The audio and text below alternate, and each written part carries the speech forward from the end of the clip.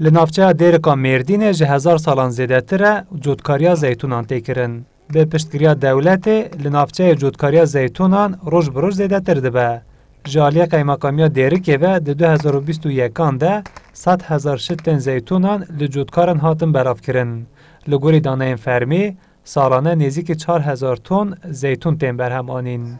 زیتون کو جوجوتمه و پیوتن چنین با طایبتی لبازار مردین و دیاربکر تن فروتن. خلق هم ارزانه جبو ارزانبونه مثلا مروف ده سبو ساله که زیتون دکره مثلا 45 کیلو دکره ساله که با زیتون دخو هم ارزانه هم طعمه وان خوشه. ای دیری که مثلا طعمه زیتونی پر خوشه. ازش دیری که ما یعنی ای زیتونی دیری که طعمه وان پر خوشه.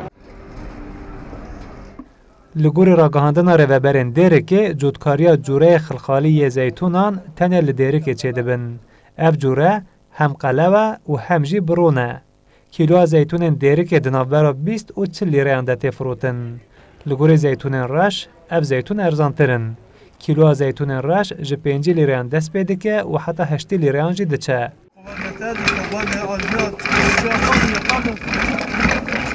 ولاتی زیتونان به ماکینه اندشکنن و جبو که تحلاتی وان جه بچه دیخل ناف شوراف گده.